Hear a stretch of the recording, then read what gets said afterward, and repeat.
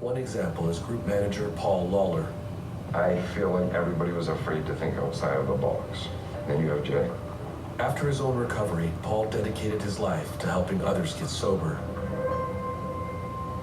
You know, if I hadn't been introduced to alcohol, I would have been introduced to something else. I was drinking every night, I was going out, I was causing problems. Once you put that alcohol into your system, it's like you transform into a new person. You're fighting people, you're doing things that on a regular day-to-day basis you just wouldn't do. Paul's addiction was a result of a childhood trauma. I was molested as a child. I had several suicide attempts due to this.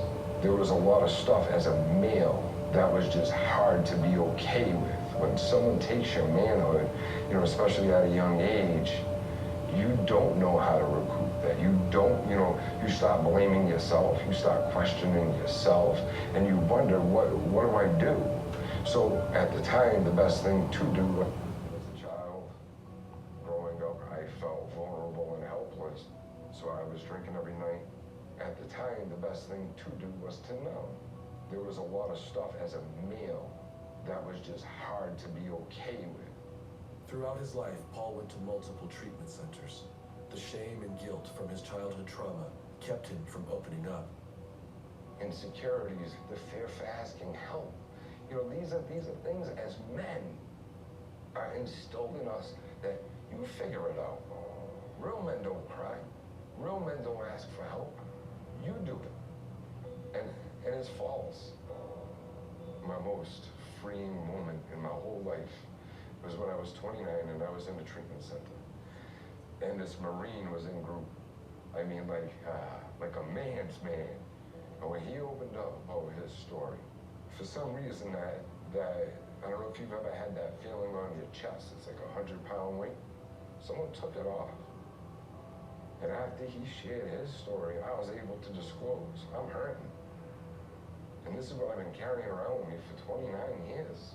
But I am a man, and I am strong. You know, and that's what this is all about.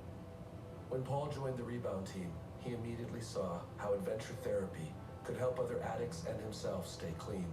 Whether you're a teammate, a staff, you've got all this great stuff building confidence. When they asked me to come on, I said, how can you say no to this? One thing you're gonna get here is that you're gonna get some self-esteem. Now remember, stay seated when we land, okay? You'll be wearing me like a backpack. With active addiction, people seek out the substance in order to feel more in control. But when an addict gets sober, things change. You're basically giving up the one coping skill that's ever worked for you.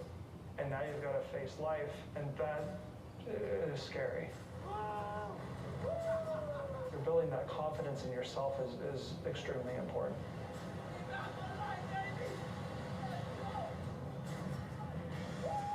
When you jump out of a plane, your mind opens.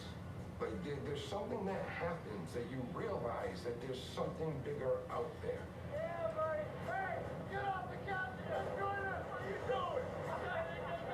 And don't just come down and be like, I've completely let go for the first time.